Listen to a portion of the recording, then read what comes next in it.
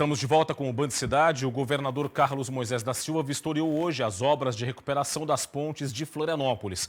As obras representam um investimento de mais de 35 milhões de reais.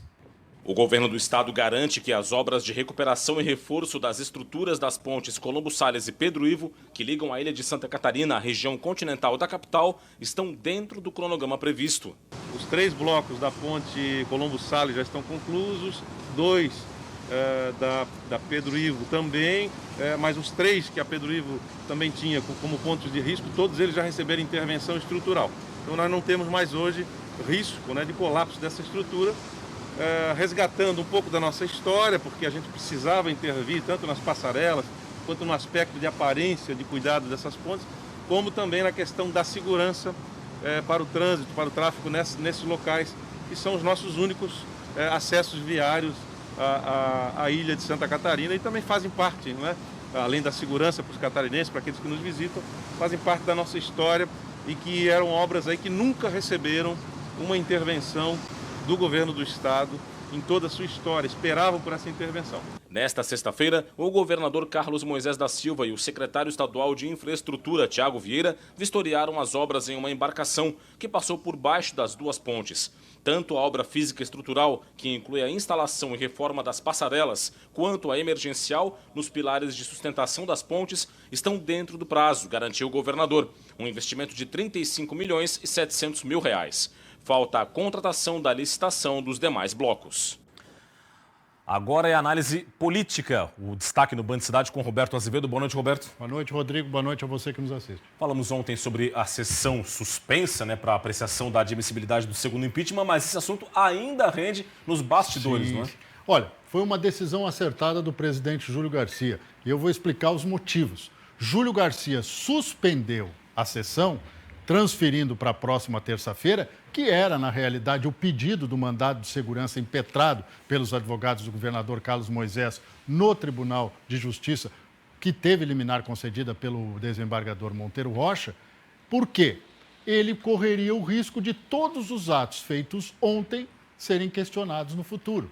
Um deles, que é esta sessão que vai definir pela admissibilidade do processo de impeachment contra Carlos Moisés da Silva na questão dos respiradores, já existe um contra o governador e a vice em outro caso, porque ele teria que ser feito numa sessão ordinária e não numa sessão extraordinária. Mas isso dependeria de mérito, não de liminar.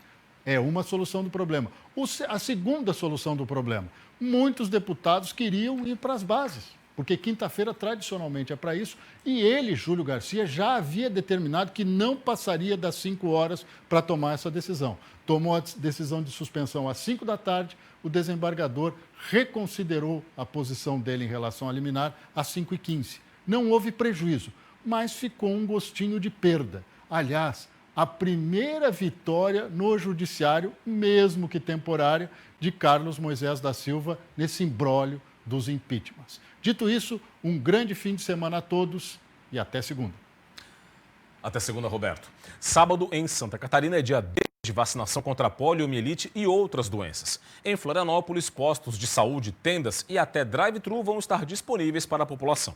São 2 campanhas em uma. Em comum, iniciativas a favor da vida. A multivacinação é para crianças e adolescentes com menos de 15 anos, além dos adultos.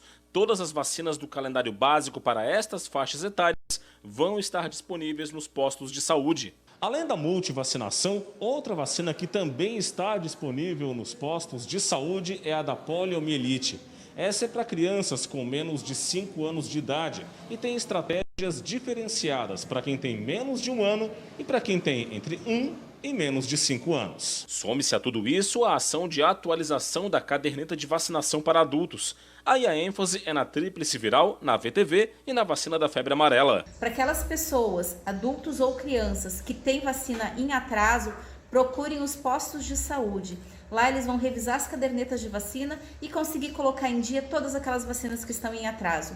Nós não podemos deixar a poliomielite voltar a acontecer. E principalmente nós não podemos deixar o sarampo voltar a Florianópolis. Todos lembram o que foi essa epidemia de sarampo que começou no ano passado e só acabou na metade desse ano. E para quem ainda tem dúvidas sobre a importância da vacina ou é negacionista quanto à eficácia da vacinação, Esta médica pediatra dá o recado. Então as vacinas elas previnem com que os nossos filhos fiquem doentes de doenças que podem tirar a vida deles ou ainda deixar a sequela.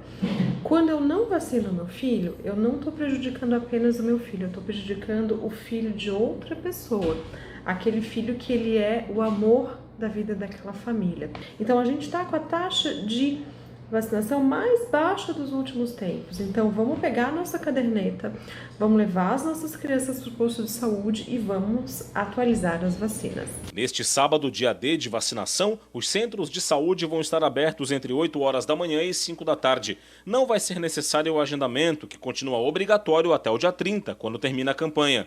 Além dos postos de saúde, as vacinas vão estar disponíveis em drive-thru na Beira Mar Norte, SC 401 e Parque de Coqueiros, e também em tendas na Tapera, Rio Tavares, Campeche e Córrego Grande. Hora de conferir como fica o tempo em Santa Catarina neste fim de semana. A previsão para sábado e domingo no Band Cidade. Agora você confere.